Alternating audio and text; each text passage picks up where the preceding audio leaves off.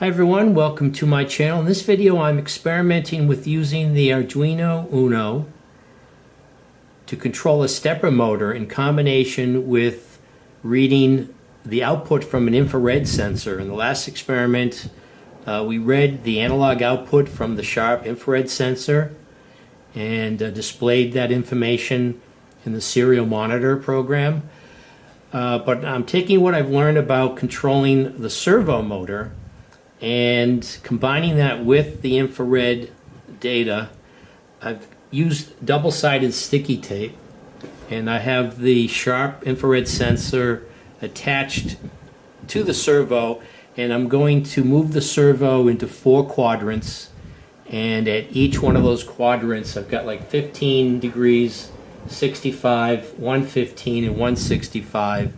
I'm going to record the distance or read the analog output from the infrared sensor on A0, and then I'm going to use that information to adjust the brightness on 4 LEDs.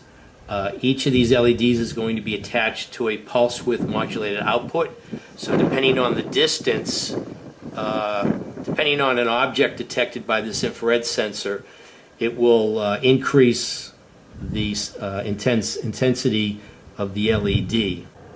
Now I'm using a separate 9-volt battery with a 5-volt regulator to power the servo motor. So let me hook that up. It's a rechargeable 9-volt battery I purchased. Hook that up.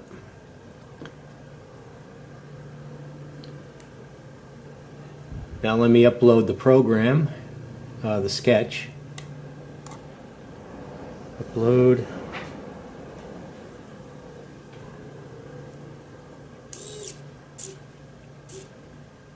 There we go. So there's four quadrants that it's sweeping to.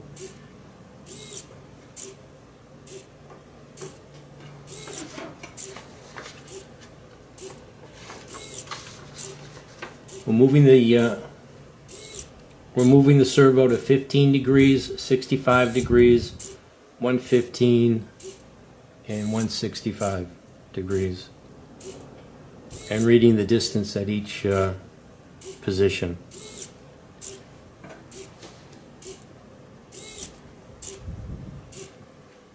Now all these LEDs are shining kind of bright because I just have so much stuff on the table here. It's picking up the laptop, my soldering iron, light stand. So if I put my hand, let's see, this particular sensor measures from 10 to 80 centimeters. So you can see there, it picked up not only my hand but my arm.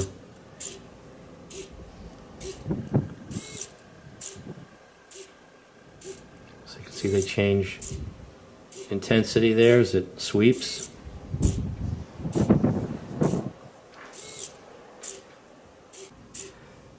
Let me move this to a table that I've got cleared off so we'll get a better indication of how these LEDs light when the IR sensor here senses the distance of an object. But before we look at the circuit again, I'm going to be powering my Arduino Uno a little differently this time. I have this 9-volt battery holder I purchased from Adafruit, so I'm no longer going to be tied through the USB to the laptop for power, and it has an on-off switch. The cover just comes off. Get this cover off here, and 9-volt battery. Let me get that screw out that holds the cover on. But the 9-volt battery just plugs in to these contacts like so, and you slide the cover on and put the screw in.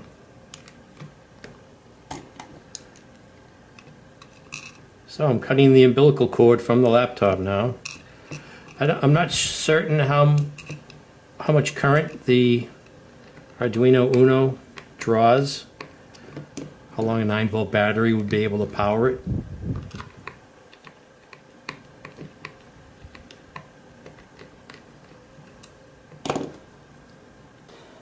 So now I can just plug in this 9 volts. Don't need the laptop anymore to power my Arduino Uno. There's a little on-off switch right here. There we go. So that's the first quadrant. That's first, second, third, fourth. And it looks like this last quadrant, the IR sense is picking up nearby table, another tabletop with stuff on it. I've got this can of dust off. Let me put it right here. You can see it detected it. It's probably even picking up this wire here. Move that a little bit.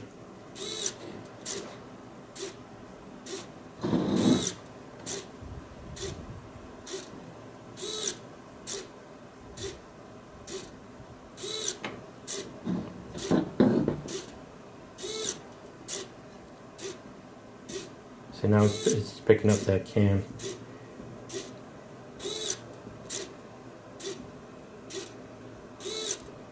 Let me move the camera so you can see that.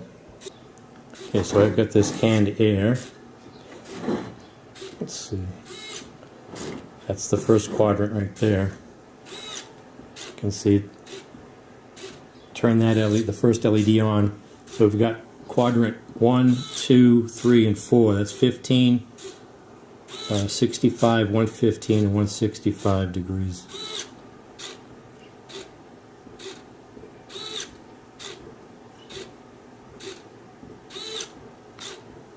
So move the can here. That should light the second LED, and it did.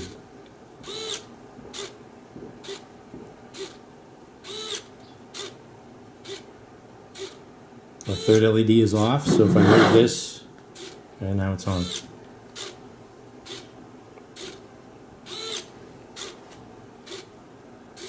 So what would be interesting, I was thinking that if you could store this information when it did a second sweep, it could tell if anything had changed since the last sweep and then set off an alarm.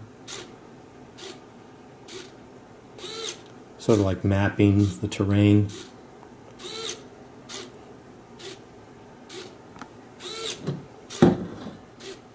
Let's move that again. Oh, missed it. And then you could, if you increased the intervals, you'd be recording more information.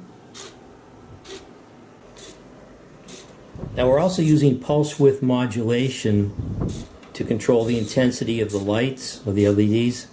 So the closer the object, the brighter the LEDs are going to be lit.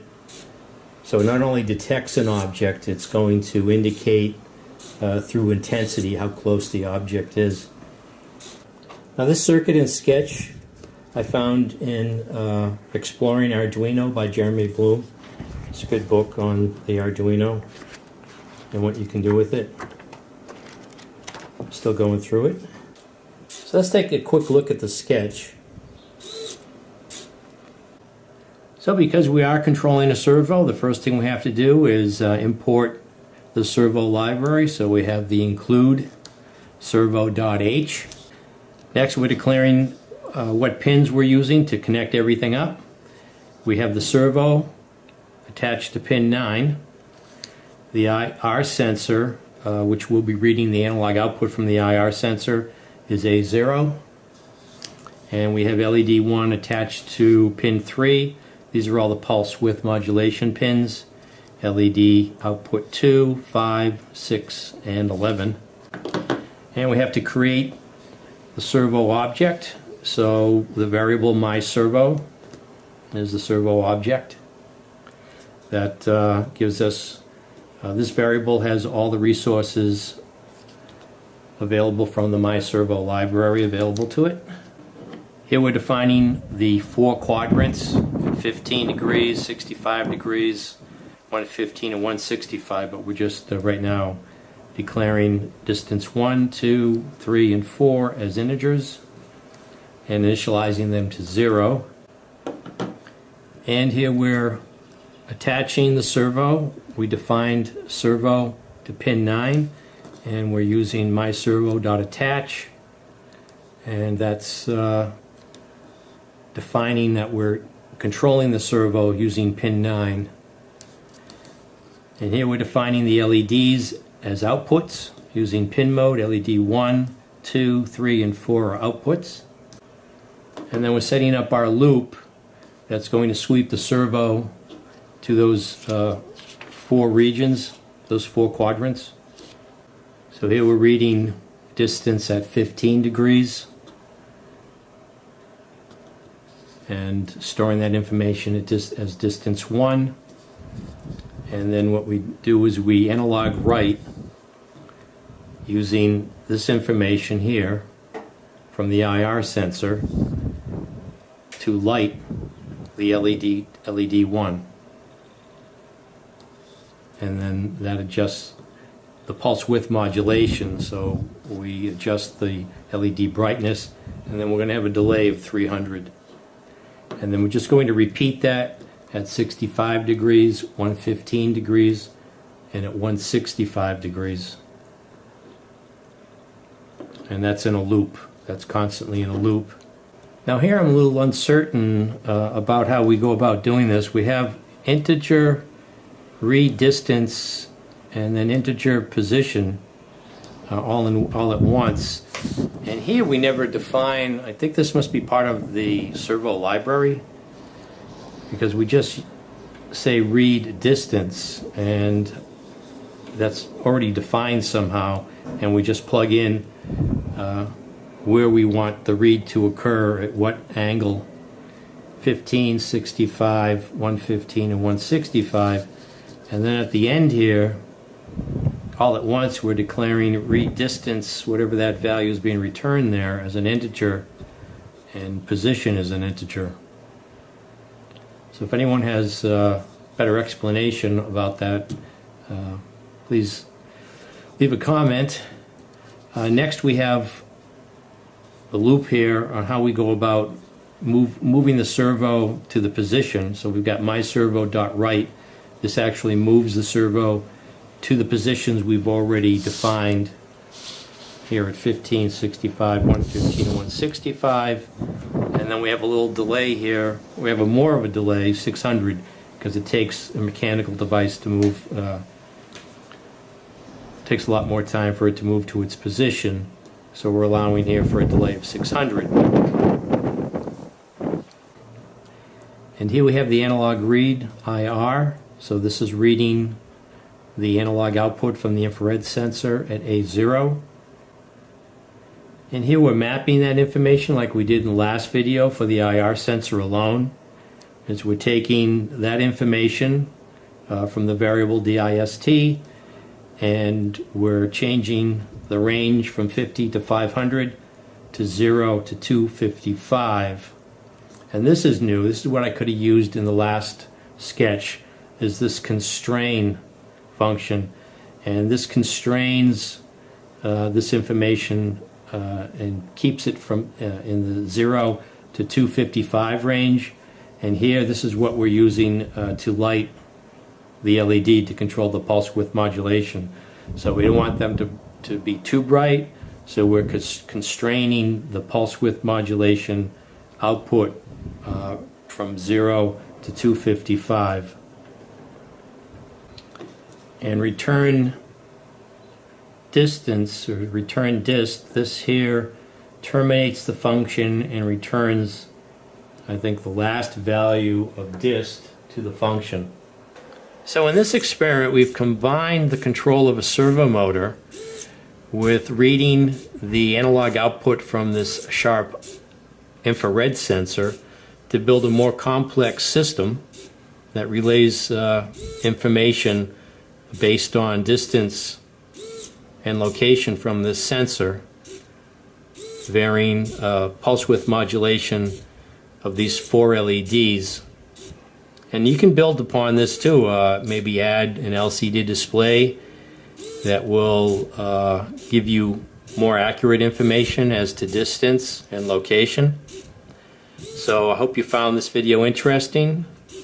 Don't forget to subscribe and or comment or like. And thanks for watching. Oh, and I forgot, this is the first time that I'm not using the USB cable to power the Arduino. I'm using this separate 9-volt battery holder.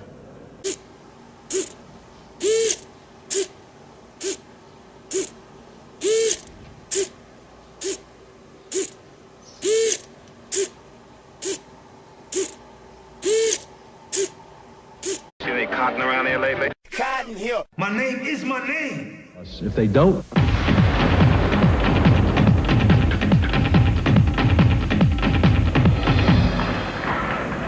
No, I have decided to skip college and take my talent to the NBA. For any high school kid right now to think that he can come out of high school because Kevin Garnett has been able to do it, I think, you know, there a lot of those people are kidding themselves, because this is something that happens once every 10, once every 15 years.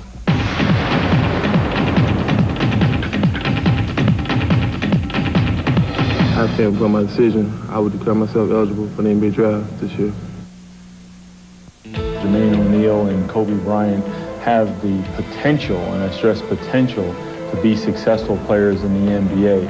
When we talk about Kobe Bryant, first of all, we're talking about a guy that's got a lot of potential, very athletic. He's improved his range as a shooter, has good ball handling skills, and has a lot of good physical skills. Kobe is sort of the prototype now guard, where he at 6'6", 6'7", can play some two. Jermaine ONeal has the size. He has the quickness to compete at our level. One is a 6'6" guard from a wealthy Philadelphia suburb, a bilingual honor student who scored well on the SAT. The other, a 6'11" center from South Carolina who failed to qualify academically for college. But what Kobe Bryant and Jermaine ONeal do have in common is the doubt their decisions have prompted around the league. I don't like it at all. We don't want them in the NBA. People don't want to babysit 18 and 19-year-old kids. I just don't see the coaches and the personnel people having the time or the patience to nurture a young kid. Now you're going to tell me that a kid leaving high school is going to be socially and emotionally prepared for the NBA? Not so. Many of these kids aren't ready. Some of them aren't ready for the CBA, never mind the NBA. You're playing with fire to say that any high school graduate is prepared emotionally and physically to step into the NBA. In some cases, with the Kevin Garnetts and apparently this kid from Columbia, ONeal, they really don't have college desires. They're not really college material. And the NBA is probably their best option. I thought this would be the best decision as of right now. So I won't be left out in the cold come June or July. I feel like this is a dream. If people want to realize their dream, why not do it now? Before making his choice, Bryant consulted Kevin Garnett, 1995 High School Player of the Year, who made the jump to the pros last season. Moses Malone was the first to go straight to the NBA when he did it in 1974. Since then, Darryl Dawkins, Bill Willoughby, and Sean Kemp have all followed suit. It's a hard decision to make, but you know, if you make that decision, the thing you have to do is make sure you're going to get yourself better. You know, because you're not as good as the NBA player. You're not sure what you can do, and you know it's rough. For the first couple of years, you just feel kind of lost. It's an unnatural setting for these athletes who are teenagers. Lots and lots of money, but not an ounce of the maturing and academic experience known as college. Kobe Bryant and Jermaine ONeal this year making that transition. I think the problem that we have is very simple. Everybody's chasing all that green. Everybody wants that instant gratification, and they're giving up so much. It's an opportunity of a lifetime. I feel it's time for me to go out and seize it while I'm still young. I want to see them all in college. I want to scream they're awesome, baby. I want to scream they're PTPers. Doubts among NBA talent evaluators exist, but not enough to shy away from either player come draft day. It's our business to try to draft the best possible player. We'd have to consider the player, regardless of his age, in the NBA draft, because it is our job to pick the best talent available. We haven't said we would not consider taking one of these young men. What we're saying is there's risk involved. There's patience that would be required. If you can step in this league and play and earn a living and continue to develop and grow and get yourself educated and everything else, that's what America's all about. That's the American dream. They got talent and they got skills. The sad part is that, you know, it's babies being put into a man's world, and, you know, and that's the sad part.